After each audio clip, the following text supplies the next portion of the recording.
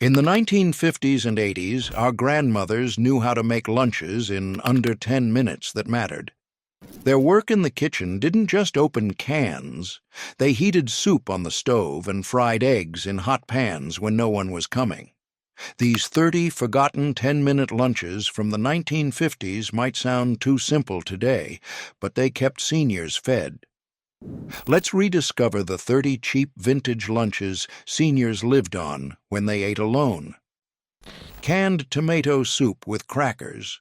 People still make this today, not because it's cheap. It feels like home.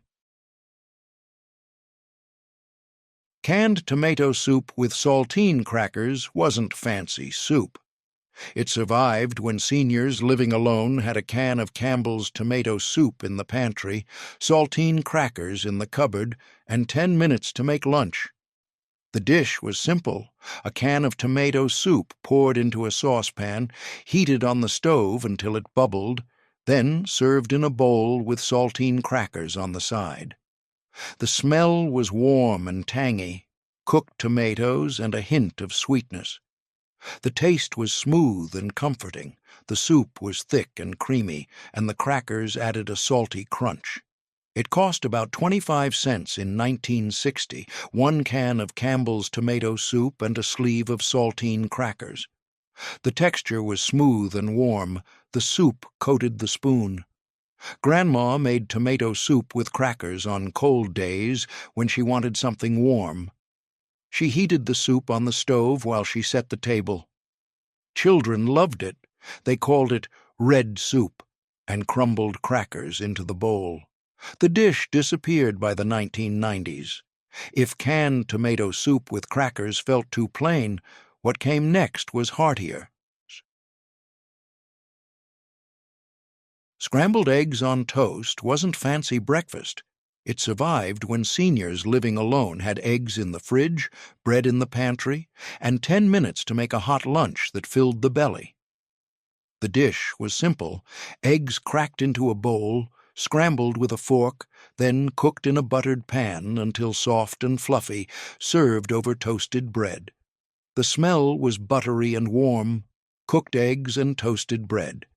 The taste was soft and comforting. The eggs were creamy and rich, and the toast added a crunchy base. It cost about 30 cents in 1962. Eggs from the carton, bread from the loaf, and butter from the fridge. The texture was soft and fluffy. Grandma made scrambled eggs on toast when she didn't feel like cooking. She cracked the eggs into the pan while the bread toasted in the oven. Children loved it. They called it egg toast and ate every bite. The dish disappeared by the 1990s when microwavable eggs became easier. If scrambled eggs on toast felt too plain, what came next was meatier.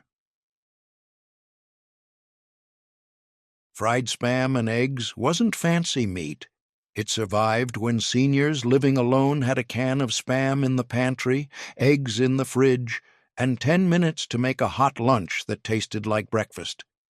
The dish was simple: Spam sliced thick, fried in a hot pan until the edges turned crispy, then eggs cracked into the same pan and fried until the whites set. The smell was salty and smoky: fried Spam and cooked eggs. The taste was rich and savory. The Spam was salty and crispy, and the eggs were soft and runny. It cost about 50 cents in 1965, one can of Spam and eggs from the carton. The texture was crispy and soft. Grandma made fried Spam and eggs when she wanted something filling. She fried the Spam first, then cracked the eggs into the same pan to save dishes. Children loved it. They called it fried meat and eggs and fought over the crispiest Spam pieces. The dish disappeared by the 1990s. If fried Spam and eggs felt too heavy, what came next was lighter. Before we move on, many of you asked in the comments where to find these recipes. We even received tons of email too, so we published these recipes on our website. The link is in the description. Let's continue. Canned chili heated in a pan wasn't homemade chili.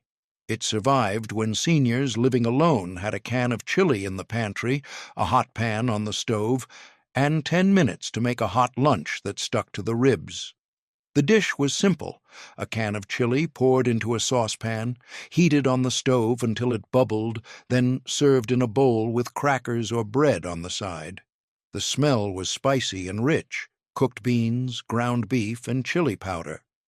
The taste was thick and hearty, the chili was hot and flavorful, and the beans soaked up all the spice.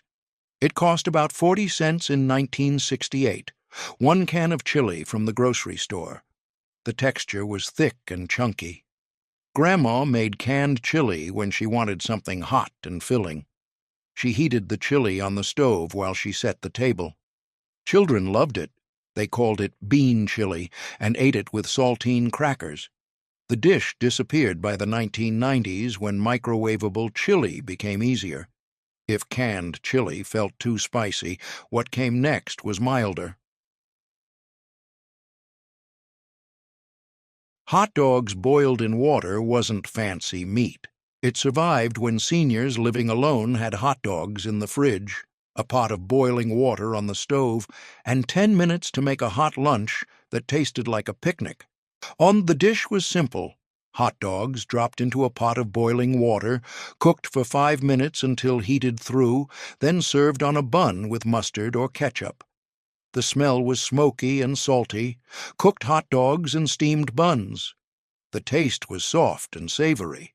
The hot dogs were juicy and warm, and the buns soaked up the mustard. It cost about 40 cents in 1970. Hot dogs from the package and buns from the bag. The texture was soft and tender. Grandma made boiled hot dogs when she wanted something quick and easy. She dropped the hot dogs into boiling water while she toasted the buns. Children loved them. They called them wiener dogs and ate them with ketchup. The dish disappeared by the 1990s when microwavable hot dogs became easier. If hot dogs boiled in water felt too plain, what came next was fancier. The first 5 vintage lunches were survival: canned tomato soup with saltine crackers, scrambled eggs on toast, fried Spam and eggs, canned chili heated in a pan, and hot dogs boiled in water. These weren't fancy meals. They were what seniors made when 10 minutes was all they had, but the next 5 go deeper.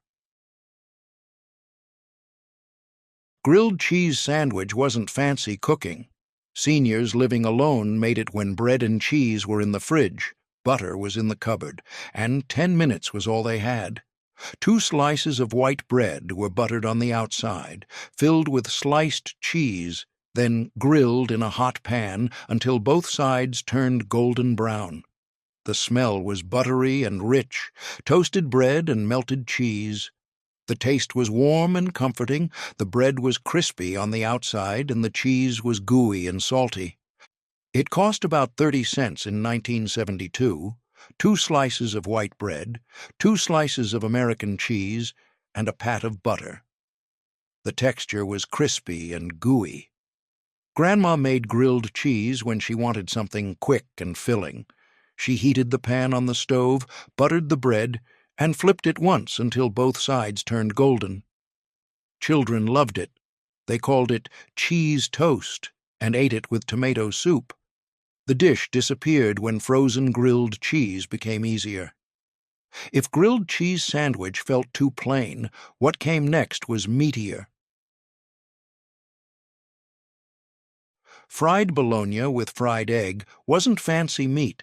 Seniors made it when bologna was on sale at the deli, eggs were in the fridge, and 10 minutes was enough to make a hot lunch. Bologna was sliced thick, fried in a hot pan until the edges curled up and turned crispy. Then an egg was cracked into the same pan and fried until the white set. The smell was salty and smoky: fried bologna and cooked eggs. The taste was rich and savory. The bologna was crispy on the edges and soft in the middle, and the egg added creaminess. It cost about 45 cents in 1974, bologna from the deli, eggs from the carton, and a little butter for the pan. The texture was crispy and soft. Grandma made fried bologna with fried egg on Mondays when the weekend meat was gone. She fried the bologna first, then cracked the egg into the same pan. Children loved it. They called it fried meat and eggs and dipped bread into the runny yolk. If fried bologna with fried egg felt too heavy, what came next was lighter. And spaghetti heated on stove wasn't homemade pasta. Seniors made it when a can of Chef Boyardee was in the pantry, a saucepan was on the stove, and 10 minutes was enough to make a hot lunch. A can of spaghetti was opened, poured into a saucepan, and heated on the stove until it bubbled, then served in a bowl with a spoon. The smell was tangy and sweet, cooked tomatoes and soft noodles. The taste was mild and comforting. The spaghetti was soft and sweet, and the sauce was thick and tomatoey. It cost about 35 cents in 1976, one can of Chef Boyardee spaghetti. The texture was soft and saucy, the noodles were tender, and the sauce coated every piece. Some seniors added a sprinkle of grated cheese on top. Grandma made canned spaghetti on Tuesdays when she didn't feel like cooking from scratch. She heated the spaghetti on the stove while she set the table. And children loved it. They called it red noodles and ate it straight from the bowl. If canned spaghetti felt too plain, what came next was cheesier. Tuna melted on toast wasn't fancy tuna salad. Seniors made it when canned tuna was in the pantry, bread was in the cupboard, and 10 minutes was enough to make a hot lunch.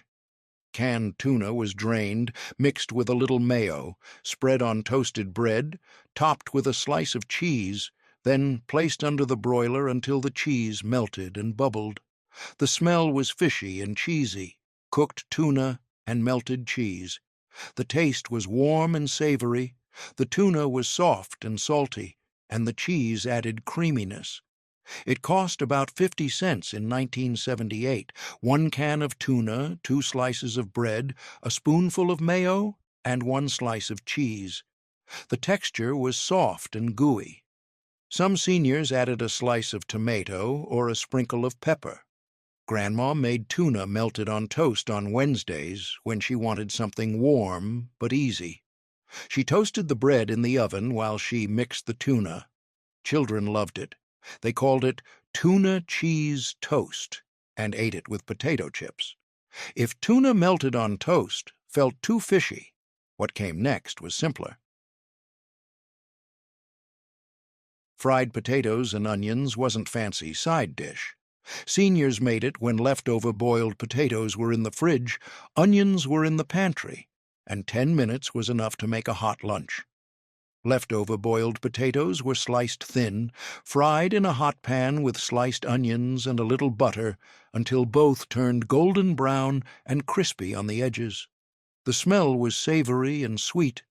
Fried potatoes and caramelized onions. The taste was rich and comforting. The potatoes were crispy on the outside and soft on the inside, and the onions added sweetness. It cost almost nothing in 1980, leftover boiled potatoes from yesterday's dinner and 1 onion from the pantry. The texture was crispy and soft. Some seniors added a sprinkle of salt and pepper. Grandma made fried potatoes and onions on Thursdays when leftover potatoes needed to be used up. She sliced the potatoes thin, heated butter in the pan, and fried everything until golden. Children loved it. They called it fried taters and ate it with ketchup. If fried potatoes and onions felt too plain, what came next was heartier. The first 10 vintage lunches were survival, from canned tomato soup and scrambled eggs on toast to grilled cheese, fried bologna with fried egg, canned spaghetti, tuna melted on toast, and fried potatoes with onions. These weren't restaurant meals. They were what seniors made when 10 minutes was all they had. But the next 10 go deeper. Canned baked beans heated on toast wasn't fancy beans. It survived when seniors living alone had a can of baked beans in the pantry, bread in the cupboard, and 10 minutes to make a hot lunch that filled the belly. The dish was simple: a can of baked beans poured into a saucepan, heated on the stove until they bubbled, then ladled over toasted bread on a plate. The smell was sweet and smoky: cooked beans, molasses, and a hint of bacon. The taste was thick and hearty. The beans were soft and sweet, the sauce was rich and sticky, and the toast soaked up all the bean juice. It cost about 40 cents in 1982, 1 can of baked beans and 2 slices of bread. The texture was soft and saucy, the beans melted on the tongue, and the toast turned soggy from the sauce. Some families added a pat of butter on the toast before ladling the beans on top. But most kept it plain because the beans were flavorful enough. Grandma made baked beans on toast on Fridays when the paycheck was stretched thin and she needed something hot and filling. She heated the beans on the stove while she toasted the bread in the oven. The kitchen smelled like molasses and smoke, and the meal felt comforting even though it cost almost nothing. Children loved it. They called it bean toast and ate every bite, scraping the plate clean with their forks. The dish disappeared by the 1990s when microwavable beans became easier and seniors stopped heating beans on the stove. If canned baked beans on toast felt too sweet, what came next was cheesier. Macaroni and cheese from a Kraft box wasn't homemade mac and cheese. It survived when seniors living alone had a box of Kraft macaroni in the pantry, milk in the fridge, and 10 minutes to make a hot lunch that tasted like childhood. The dish was simple: macaroni boiled in a pot of water until tender, drained, then stirred with butter, milk, and the bright orange cheese powder from the packet until creamy and smooth.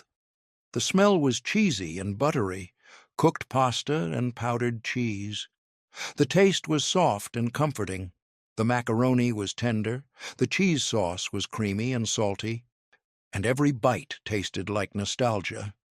It cost about 50 cents in 1984, 1 box of Kraft macaroni and cheese, a splash of milk, and a pat of butter. The texture was soft and creamy, the macaroni coated in smooth cheese sauce. Some families added extra butter to make it richer, but most followed the box instructions because the cheese powder was flavorful enough. Grandma made Kraft macaroni and cheese on Saturdays when she wanted something quick and easy.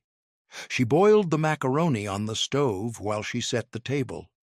The kitchen smelled like cheese and butter, and the meal felt like a treat even though it came from a box. Children loved it. They called it orange mac and cheese, and ate it straight from the pot, scraping the sides with their spoons. The dish disappeared by the 1990s when instant microwavable mac and cheese became easier, and seniors stopped boiling pasta on the stove. If Kraft macaroni and cheese felt too plain, what came next was meatier. Fried egg sandwich wasn't fancy breakfast. It survived when seniors living alone had eggs in the fridge, bread in the pantry, and 10 minutes to make a hot lunch that tasted like a diner meal. The dish was simple: an egg cracked into a hot buttered pan, fried until the white set and the yolk stayed runny, then placed between 2 slices of toasted bread with a little salt and pepper. The smell was buttery and rich: fried egg and toasted bread. The taste was soft and savory. The egg was warm and creamy, the yolk oozed when you bit into it, and the toast added a crunchy base. Oh, it cost about 35 cents in 1986. 1 egg, 2 slices of bread, and a pat of butter. The texture was soft and runny. The egg white stayed tender, the yolk stayed liquid, and the toast stayed crisp. Some families added a slice of cheese or a strip of bacon to make it fancier, but most kept it simple because the egg was rich enough on its own. Grandma made fried egg sandwiches on Sundays when she didn't feel like cooking a big meal. She cracked the egg into the pan while the bread toasted in the oven. The kitchen smelled like butter and eggs, and the meal felt satisfying, even though it took almost no effort. Children loved it. They called it egg toast sandwich and ate it with their hands, letting the yolk drip onto their plates. The dish disappeared by the 1990s when fast food breakfast sandwiches became easier and seniors stopped frying eggs at home. If fried egg sandwich felt too plain, what came next was heartier. Canned corned beef. Hash fried in pan wasn't homemade hash. It survived when seniors living alone had a can of corned beef hash in the pantry, a hot pan on the stove, and 10 minutes to make a hot lunch that tasted like breakfast. The dish was simple: a can of corned beef hash opened and scooped into a hot pan, fried until the bottom turned crispy and golden brown, then flipped and fried again until both sides were crunchy. The smell was salty and meaty: fried beef, potatoes, and onions. The taste was rich and savory. The beef was salty and tender, the potatoes were soft and starchy, and the crispy edges added crunch. It cost about 60 cents in 1988. One can of corned beef hash. The texture was crispy and soft. The outside had a golden, crunchy crust, and the inside stayed soft and warm. Some families cracked an egg on top and let it cook into the hash, but most ate it plain because the hash was filling enough on its own. Grandma made corned beef hash on Mondays when she wanted something hot and filling, but didn't have much energy to cook. She heated the pan on the stove, scooped the hash out of the can, and fried it until the bottom turned crispy.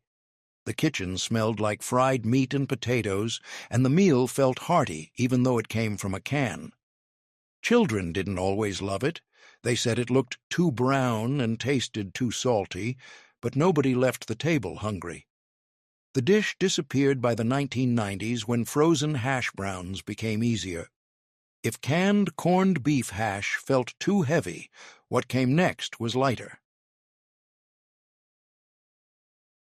Scrambled eggs with cheese wasn't fancy omelet. It survived when seniors living alone had eggs in the fridge, cheese in the drawer, and 10 minutes to make a hot lunch that tasted richer than plain scrambled eggs.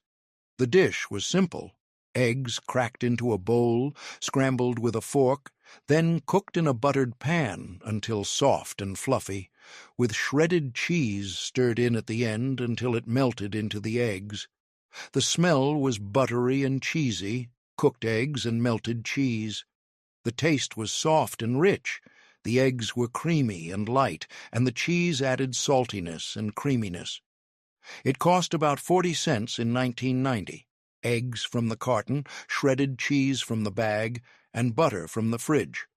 The texture was soft and fluffy.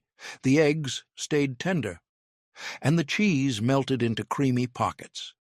Some families added a sprinkle of salt and pepper, but most kept it plain because the cheese was flavorful enough. Grandma made scrambled eggs with cheese on Tuesdays when she wanted something quick and filling. She cracked the eggs into the pan while the butter melted, then stirred in the cheese at the end. The kitchen smelled like butter and cheese, and the meal felt comforting even though it took almost no time. Children loved it. They called it cheesy eggs and ate it with toast on the side, scraping their plates clean with their forks. The dish disappeared by the 2000s when microwavable scrambled eggs became easier and seniors stopped cooking eggs on the stove. If scrambled eggs with cheese felt too plain, what came next was meatier. The first 15 vintage lunches were survival, from canned tomato soup and scrambled eggs on toast to baked beans on toast, Kraft macaroni and cheese, fried egg sandwich, canned corned beef hash, and scrambled eggs with cheese. These weren't restaurant meals. They were what seniors made when 10 minutes was all they had, but the next 5 go deeper. Creamed eggs on toast wasn't fancy breakfast. Seniors made it when eggs were in the fridge, milk was in the carton, and 10 minutes was enough to make a hot lunch that tasted like comfort food. The dish came from kitchens where hard-boiled eggs were chopped into small pieces, stirred into a white sauce made from butter, flour, and milk, then ladled over toasted bread on a plate. The smell was creamy and mild, cooked eggs and buttery white sauce. The taste was soft and rich. The eggs were tender and mild. The white sauce was creamy and smooth, and the toast soaked up all the sauce. It cost about 50 cents in 1992. Eggs from the carton, milk from the fridge, flour from the pantry, and 2 slices of bread. The texture was soft and creamy. The eggs stayed tender. The sauce was smooth and velvety, and the toast turned soggy from the sauce. Some families added a sprinkle of black pepper or a pinch of paprika on top for color, but most kept it plain because the white sauce was rich enough. Grandma made creamed eggs on toast on Wednesdays when she wanted something warm and filling but easy to digest. She boiled the eggs the night before, then made the white sauce on the stove while the bread toasted in the oven. The kitchen smelled like butter and milk, and the meal felt comforting, even though it was simple. Children didn't always love it. They said it looked too white and tasted too plain, but nobody left the table hungry. The dish disappeared by the 2000s when pre-made cream sauces became available. If creamed eggs on toast felt too mild, what came next was heartier. Fried potatoes with canned corn wasn't fancy side dish. Seniors made it when leftover boiled potatoes were in the fridge, canned corn was in the pantry, and 10 minutes was enough to make a hot lunch that tasted like a complete meal. The dish came from kitchens where leftover boiled potatoes were sliced thin, fried in a hot pan with butter until golden brown, then canned corn was added to the same pan and heated through until warm. The smell was savory and sweet. Fried potatoes, butter, and sweet corn. The taste was rich and satisfying. The potatoes were crispy on the edges and soft in the middle, and the corn added sweetness and crunch. It cost about 45 cents in 1994, leftover boiled potatoes from yesterday's dinner, 1 can of corn, and a pat of butter. The texture was crispy and soft. The potatoes had golden, crunchy edges, and the corn stayed plump and sweet. Some families added a sprinkle of salt and pepper, but most kept it plain because the corn was sweet enough. Grandma made fried potatoes with canned corn on Thursdays when leftover potatoes needed to be used up, and she wanted something filling. She sliced the potatoes thin, heated butter in the pan, and fried everything until golden, then stirred in the corn at the end. The kitchen smelled like fried butter and sweet corn, and the meal felt satisfying even though it was made from leftovers. Children loved it. They called it potato corn and ate it straight from the pan, scraping up every last piece. If fried potatoes with canned corn felt too plain, what came next was meatier. Vienna sausages heated in pan wasn't fancy meat.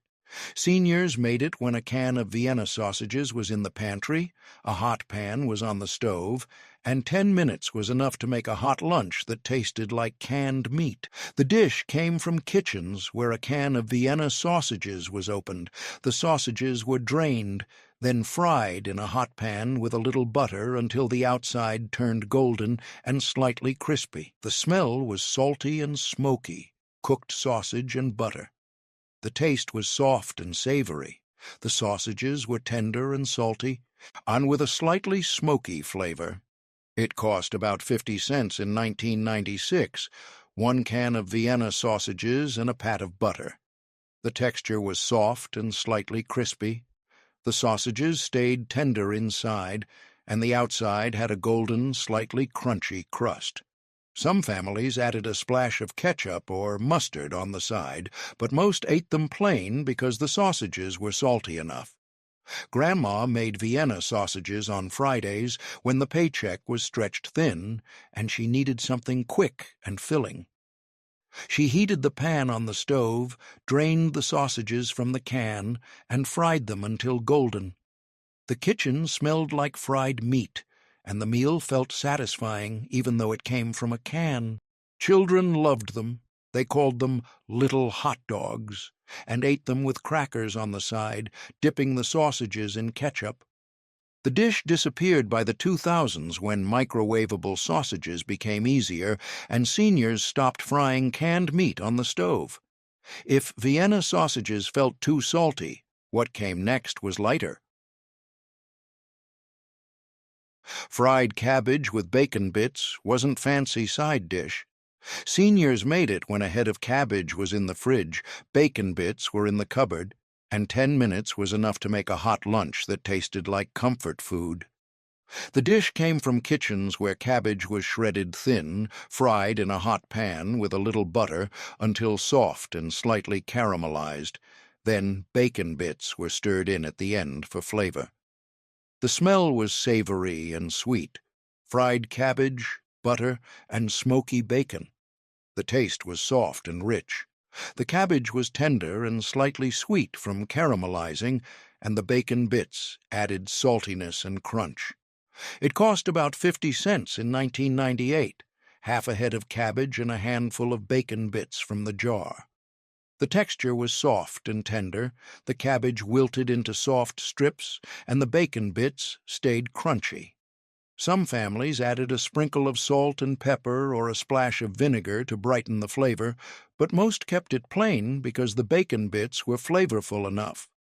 Grandma made fried cabbage with bacon bits on Mondays when the cabbage heads were piling up in the fridge, and she needed something quick and filling. She shredded the cabbage with a knife, heated butter in the pan, and fried everything until soft, then stirred in the bacon bits at the end.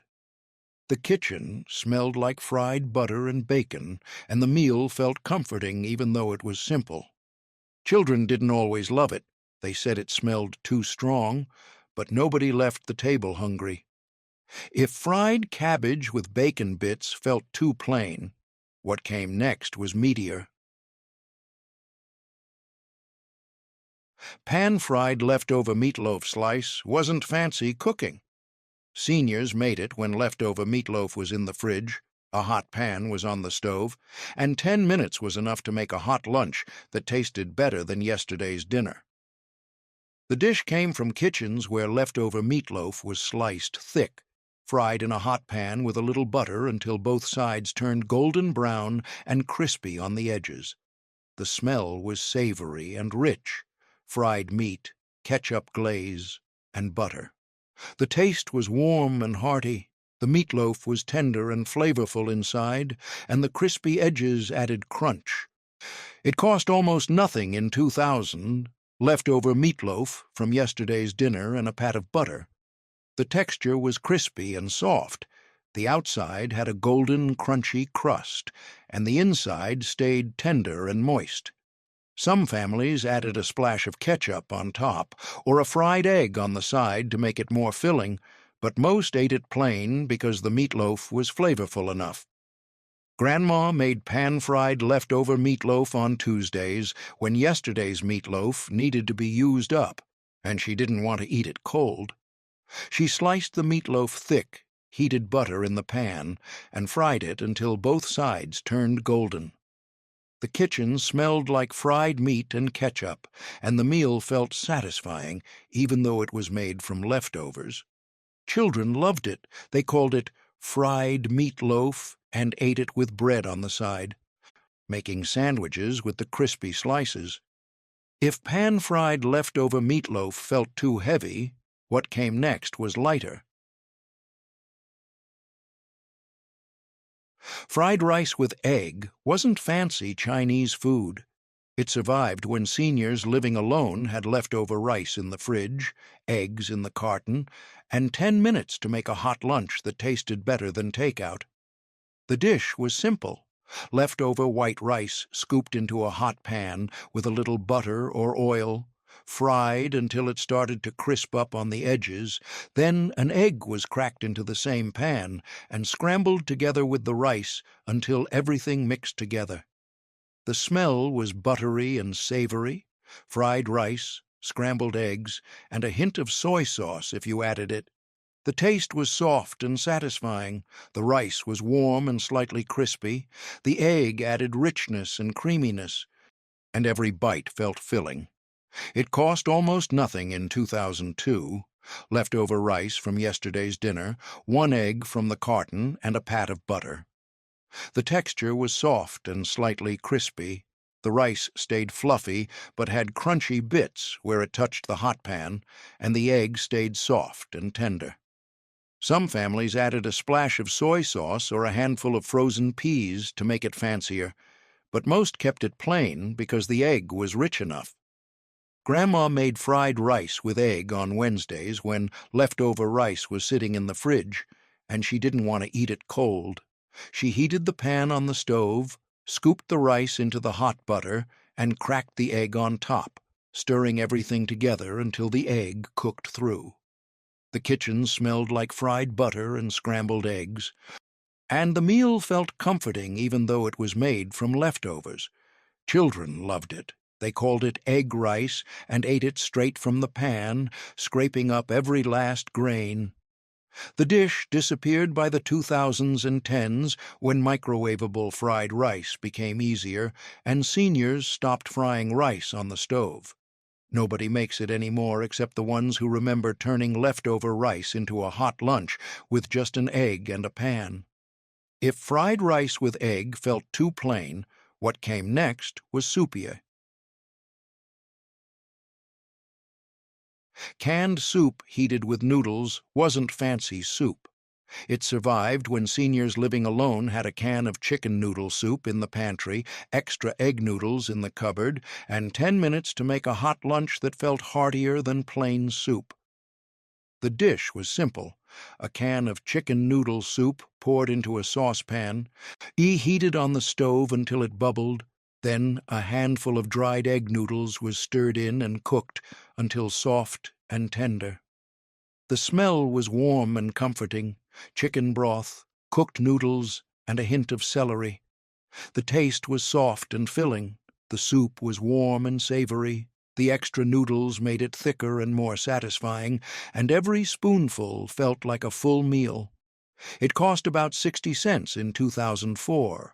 1 can of chicken noodle soup and a handful of dried egg noodles from the bag. The texture was soft and soupy.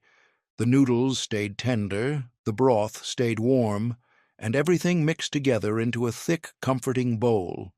Some families added a sprinkle of black pepper or a handful of crackers on top, but most kept it plain because the soup was flavorful enough.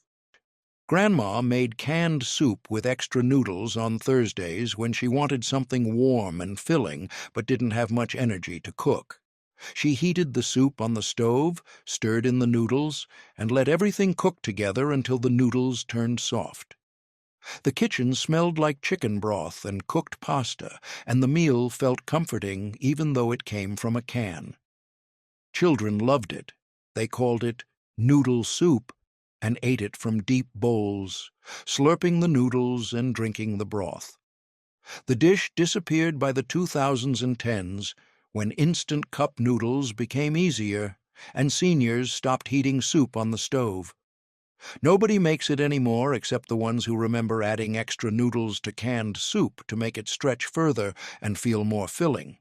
If canned soup with noodles felt too thin, what came next was thicker. Pan-fried potatoes with onions and eggs wasn't fancy breakfast. It survived when seniors living alone had leftover boiled potatoes in the fridge, onions in the pantry, eggs in the carton, and 10 minutes to make a hot lunch that tasted like a complete meal. The dish was simple: leftover boiled potatoes sliced thin, fried in a hot pan with sliced onions and butter until both turned golden brown and crispy. Then eggs were cracked on top and fried until the whites set, but the yolks stayed runny. The smell was savory and rich: fried potatoes, caramelized onions, and cooked eggs. The taste was warm and satisfying. The potatoes were crispy on the edges and soft in the middle. The onions added sweetness, and the eggs added richness when the yolk broke. It cost about 70 cents in 2006. Leftover boiled potatoes from yesterday's dinner, 1 onion from the pantry, eggs from the carton, and butter from the fridge. The texture was crispy, soft and runny.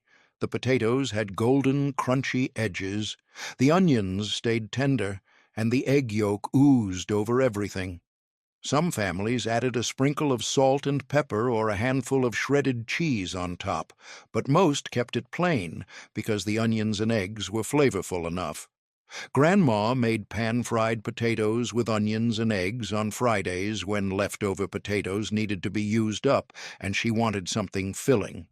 She sliced the potatoes thin, heated butter in the pan, fried the potatoes and onions until golden, then cracked the eggs on top and let them cook until the whites set. The kitchen smelled like fried butter, caramelized onions, and eggs, and the meal felt satisfying even though it was made from leftovers. Children loved it. They called it potato egg skillet and ate it straight from the pan, dipping bread into the runny yolk. The dish disappeared by the 2010s when frozen hash brown skillets became easier and seniors stopped frying potatoes from scratch. If pan-fried potatoes with onions and eggs felt too heavy, what came next was lighter. Toasted cheese and tomato wasn't fancy grilled cheese. It survived when seniors living alone had bread in the pantry, cheese in the fridge, fresh tomatoes from the garden, and 10 minutes to make a hot lunch that tasted like summer. The dish was simple. 2 slices of bread buttered on the outside, filled with sliced cheese and fresh tomato slices, then grilled in a hot pan until both sides turned golden brown and the cheese melted into the tomato. The smell was buttery and fresh, toasted bread, melted cheese, and ripe tomatoes. The taste was warm and satisfying. The bread was crispy on the outside and soft on the inside, the cheese was gooey and salty, and the tomato added freshness and a slight tang. It cost about 50 cents in 2008. 2 slices of bread, 2 slices of cheese, 1 fresh tomato, and butter. The texture was crispy, gooey, and juicy. The bread crunched when you bit into it, the cheese stretched between the slices, and the tomato stayed juicy and fresh. Some families added a sprinkle of salt and pepper or a handful of fresh basil leaves to make it fancier, but most kept it plain because the tomato was flavorful enough. Grandma made toasted cheese and tomato on summer days when the tomatoes were ripe in the garden and she wanted something light but filling. She sliced the tomato thin, buttered the bread, and grilled everything in a hot pan until the cheese melted and the bread turned golden. The kitchen smelled like butter and fresh tomatoes, and the meal felt satisfying even though it took almost no effort. Children loved it. They called it tomato cheese toast, and ate it with their hands, letting the tomato juice drip onto their plates. The dish disappeared by the 2000s and 10s when store-bought tomatoes replaced garden tomatoes, and seniors stopped making grilled cheese from scratch. Nobody makes it anymore except the ones who remember eating toasted cheese and tomato on a summer day when the tomatoes were fresh from the garden. If toasted cheese and tomato felt too light, what came next was richer. Scrambled eggs with canned tomatoes wasn't fancy omelet. It survived when seniors living alone had eggs in the fridge, canned tomatoes in the pantry, and 10 minutes to make a hot lunch that tasted like comfort food. The dish was simple: eggs cracked into a bowl, scrambled with a fork, then cooked in a buttered pan until soft and fluffy, with canned diced tomatoes stirred in at the end and heated through until warm. The smell was buttery and tangy, cooked eggs and acidic tomatoes. The taste was soft and savory. The eggs were creamy and rich, the tomatoes added brightness and tang, and everything mixed together into a satisfying meal. It cost about 60 cents in 2010. Eggs from the carton, canned diced tomatoes from the pantry, and butter from the fridge. The texture was soft and chunky, the eggs stayed tender and fluffy, and the tomatoes added little bursts of juice and flavor. Some families added a sprinkle of salt and pepper or a handful of shredded cheese to make it richer, but most kept it plain because the tomatoes were flavorful enough. Grandma made scrambled eggs with canned tomatoes on Mondays when she wanted something hot and filling but didn't have fresh vegetables in the house. She cracked the eggs into the pan, scrambled them until soft, then stirred in the canned tomatoes at the end and let everything warm through. The kitchen smelled like butter and tomatoes, and the meal felt comforting, even though it was simple. Children didn't always love it. They said the tomatoes looked too red and tasted too tangy, but nobody left the table hungry. The dish disappeared by the 2010s when pre-made egg scrambles became available in the freezer aisle and seniors stopped cooking eggs from scratch. Nobody makes it anymore except the ones who remember stirring canned tomatoes into scrambled eggs on a Monday morning when fresh vegetables weren't available and a hot lunch needed to be made from pantry staples. If scrambled eggs with canned tomatoes felt too tangy, what came next was simpler. The first 25 vintage lunches were survival, from canned tomato soup and scrambled eggs on toast to fried rice with egg, canned soup with noodles, pan-fried potatoes with onions and eggs, toasted cheese and tomato, and scrambled eggs with canned tomatoes. These weren't restaurant meals. They were what seniors made when 10 minutes was all they had. But the final 5 go deeper. Milk toast wasn't fancy bread. Seniors living alone made it when bread was in the pantry, milk was in the fridge, and 10 minutes was enough to make a hot lunch that was easy to digest and gentle on the stomach. The dish came from kitchens where bread was toasted until golden brown, buttered while still hot, then placed in a shallow bowl and covered with hot milk, poured straight from the saucepan. The smell was warm and comforting.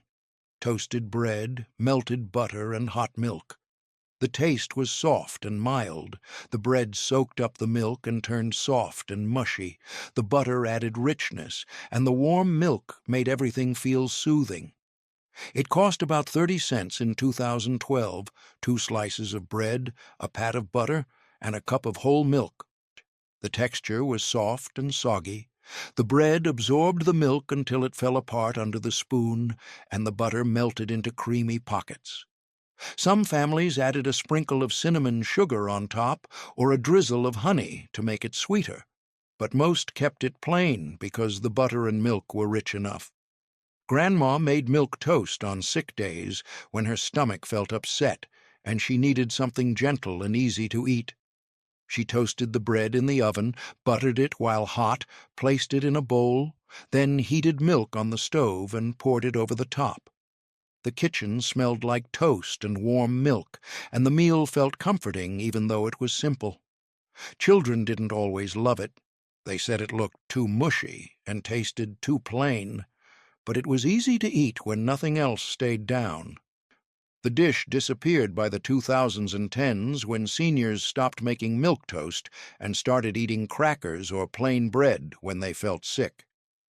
Nobody makes it anymore except the ones who remember eating milk toast on a sick day when the stomach felt upset, and a gentle, warm meal was the only thing that helped. If milk toast felt too soft, what came next was crispier. Fried bread with syrup. Fried bread with syrup wasn't French toast. Seniors made it when stale bread was in the cupboard, butter was in the fridge, syrup was in the pantry, and 10 minutes was enough to make a hot lunch that tasted like dessert. The dish came from kitchens where stale bread was sliced thick, fried in butter on both sides until golden brown and crispy, then drizzled with syrup while still hot. The smell was buttery and sweet. Fried bread, melted butter, and warm syrup. The taste was crispy and satisfying. The bread was crunchy on the outside and soft on the inside. The butter added richness, and the syrup made everything sweet and sticky. It cost about 40 cents in 2014. Stale bread from yesterday's loaf, butter from the fridge, and syrup from the pantry. The texture was crispy and soft. The fried edges were crunchy and golden, the middle stayed soft and fluffy, and the syrup soaked into the bread until it turned slightly soggy. Some families added a sprinkle of cinnamon sugar or a pat of extra butter on top, but most kept it simple because the syrup was sweet enough. Grandma made fried bread with syrup on Saturday mornings when stale bread needed to be used up, and she wanted something sweet but didn't have time to make pancakes. She heated butter in the pan. I fried the bread slices until golden on both sides, then drizzled syrup over the top while they were still hot. The kitchen smelled like butter and syrup, and the meal felt like a treat, even though it was made from stale bread. Children loved it. They called it fried sweet bread, and ate it with their hands, licking the syrup off their fingers. The dish disappeared by the 2000s and 10s when toaster waffles and frozen French toast became easier and seniors stopped frying stale bread. Nobody makes it anymore except the ones who remember eating fried bread with syrup on a Saturday morning when stale bread turned into dessert with just butter and syrup. If fried bread with syrup felt too sweet, what came next was saltier. Pan-fried Spam with canned pineapple wasn't Hawaiian food. Seniors made it when a can of Spam was in the pantry, canned pineapple was in the cupboard, and 10 minutes was enough to make a hot lunch that tasted sweet and savory at the same time. The dish came from kitchens where Spam was sliced thick, fried in a hot pan until the edges turned crispy and golden. Then canned pineapple rings were added to the same pan and heated through until warm and caramelized. The smell was sweet and smoky, fried Spam, caramelized pineapple, and butter. The taste was rich and satisfying. The Spam was salty and crispy. The pineapple was sweet and tangy, and everything mixed together into a balanced meal. It cost about 70 cents in 2016, 1 can of Spam and 1 can of pineapple rings. The texture was crispy and soft. The Spam had crunchy edges and a tender middle, and the pineapple stayed soft and juicy. Some families added a splash of soy sauce or a drizzle of honey to make it fancier, but most kept it plain because the pineapple was sweet enough. Grandma made pan-fried Spam with canned pineapple on Sundays when she wanted something that felt special but didn't require much effort. She fried the Spam first until the edges turned crispy, then added the pineapple rings to the same pan and let them caramelize in the Spam fat. The kitchen smelled like fried meat and sweet pineapple, and the meal felt like a treat, even though it came from cans. Children loved it. They called it sweet meat, and ate it with white rice on the side, mixing the pineapple juice with the rice. The dish disappeared by the 2000s and 10s when pre-made Hawaiian meals became available in the frozen aisle and seniors stopped frying Spam at home. Nobody makes it anymore except the ones who remember eating pan-fried Spam with canned pineapple on a Sunday afternoon when the sweet and salty combination tasted like a special meal. If pan-fried Spam with canned pineapple felt too sweet, what came next was simpler. Crackers crumbled in hot milk wasn't fancy soup. Seniors made it when saltine crackers were in the cupboard, milk was in the fridge, and 10 minutes was enough to make a hot lunch that was gentle on the stomach and easy to eat. The dish came from kitchens where saltine crackers were crumbled into a bowl, hot milk was poured over the top straight from the saucepan, and a pat of butter was stirred in until it melted into the milk. The smell was warm and mild, hot milk, melted butter, and a hint of salt from the crackers. And the taste was soft and comforting. The crackers soaked up the milk and turned soft and mushy, the butter added richness, and the warm milk made everything feel soothing. It cost about 30 cents in 2018, a sleeve of saltine crackers, a cup of whole milk, and a pat of butter. The texture was soft and soggy. The crackers dissolved into the milk until they turned into a thick, creamy porridge. Some families added a sprinkle of black pepper or a pinch of sugar to change the flavor, but most kept it plain because the butter and milk were rich enough. Grandma made crackers crumbled in hot milk on sick days when her stomach felt upset and she needed something gentle and easy to digest. She heated milk on the stove until it steamed, crumbled crackers into a bowl, poured the hot milk over the top, and stirred in butter until it melted. And the kitchen smelled like warm milk and butter, and the meal felt comforting even though it was simple. Children didn't always love it. They said it looked too mushy and tasted too plain, but it was easy to eat when nothing else stayed down. The dish disappeared by the 2010s when seniors stopped making cracker milk and started eating yogurt or plain crackers when they felt sick. Nobody makes it anymore except the ones who remember eating crackers, crumbled in hot milk on a sick day when the stomach felt upset, and a gentle, warm meal was the only thing that helped. If crackers crumbled in hot milk felt too plain, what came next was sweeter. Cornbread heated with butter and honey wasn't fancy dessert.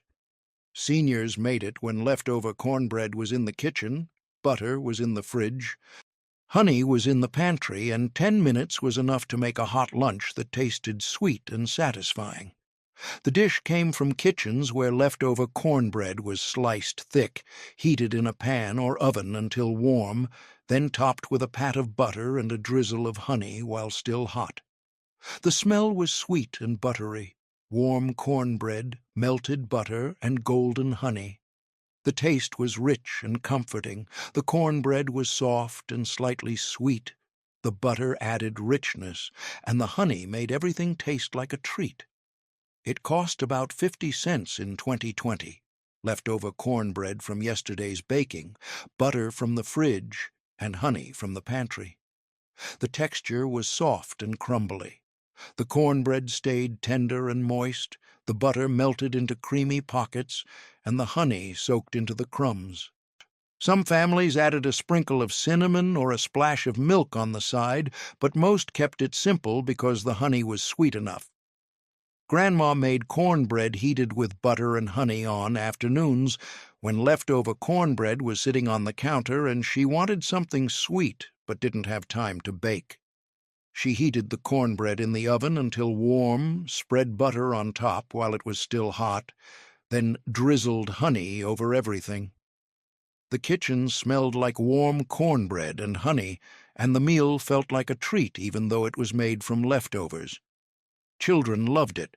They called it honey cornbread and ate it with their hands, licking the honey off their fingers. The dish disappeared by the 2000s when pre-made cornbread muffins became easier and seniors stopped baking cornbread from scratch.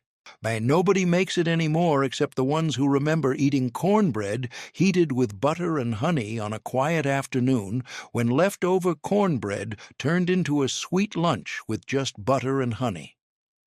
If cornbread heated with butter and honey felt too sweet, there was nothing left. Just an empty kitchen and the memory of 30 vintage lunches that kept seniors fed when 10 minutes was all they had. 30 cheap vintage 10-minute lunches kept seniors living alone fed when cooking felt too hard.